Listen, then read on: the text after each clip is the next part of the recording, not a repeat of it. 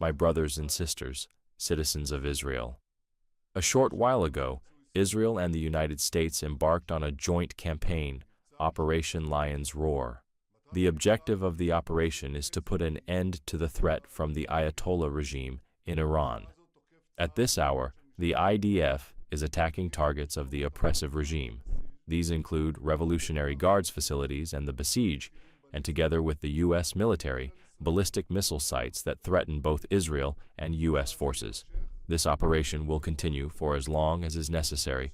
For 47 years, the evil regime in Iran has called out, "Death to Israel, death to America." It has trampled its own citizens. It has cast terror upon the peoples of the region. It has spread a tangled web of terror throughout the entire world. It has invested immense resources to develop nuclear bombs and tens of thousands of missiles intended, as they defined it, to wipe Israel off the map. It has also armed its terror proxies around us, in Gaza, Lebanon, Syria, Iraq, Yemen, Judea, and Samaria, and it has spilt our blood.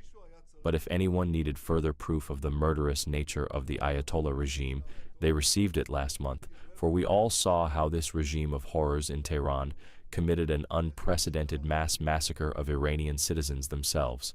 It murdered thousands of children, adults, and elderly in cold blood. Tens of thousands were imprisoned, tortured, and humiliated. And why? Just because they sought a life of freedom and dignity for themselves. In the War of Revival, and in a massive operation by the father of our heroic soldiers, we struck the Ayatollah regime and its proxies a crushing blow.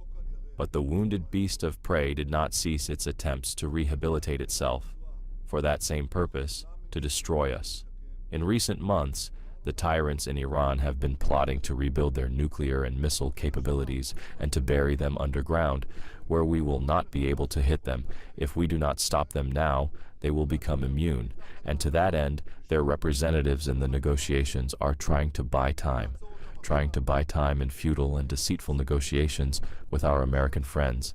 But the tyrants in Iran made a bitter mistake, because the United States is not buying their lies, and us. We will not sit idly by while the shadow of annihilation hovers over us, and that is why we have now launched Operation Lion's Roar, an action that is much more powerful than Operation Lion's Den, which itself was very powerful. We are doing this in full coordination with our friends in the United States, under the courageous leadership of President Trump. Together with the United States, we will strike a severe blow to the terrorist regime. We will create conditions that will allow the brave Iranian people to cast off the yoke of this murderous regime. During Operation Lion's Den, I was asked many times whether toppling the regime was the objective of the operation. In addition to removing the nuclear and missile threat, I replied that this was not the objective, but it could certainly be the result. And indeed, that is exactly what began to happen when millions of Iranians took to the streets. And now they are being given the opportunity to take their destiny into their own hands. Citizens of Israel, just as in Lion's Den, so too in Lion's Roar, we will all require patience and mental fortitude, because there will be costs, and perhaps high costs. But I know what wondrous powers lie within our people, what wondrous powers lie within you, citizens of Israel.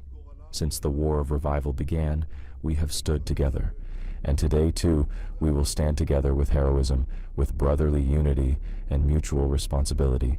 I ask all of you to strictly observe the instructions of the Home Front Command, because as you already know, these instructions save lives.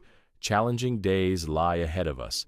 Every military action entails risk, but the risk of not acting is infinitely greater, because if we do not act, we will end up with a nuclear Iran, an Iran with tens of thousands of ballistic missiles, an Iran that will work to destroy us and will be immune to our countermeasures as a people who desire life. We have no choice but to embark on this campaign, only this time we are doing so with the immense combined power of the State of Israel and the United States of America. From here, I wish to address the citizens of Iran, you, the citizens of Iran, and the Iranian army. The Artesh, you are not our enemies, and we are not your enemies. We have a common enemy. The murderous cult of Ayatollahs that has taken control of you through the oppressive forces of the Revolutionary Guards and the Basij. They are the ones who dragged your wonderful country down, dragged it to rock bottom. They are the ones who massacred you and your masses. Therefore, in full coordination with my friend, the President of the United States, I say to you, anyone who lays down their arms, including those within the regime's forces, guarantees their safety and secures their future.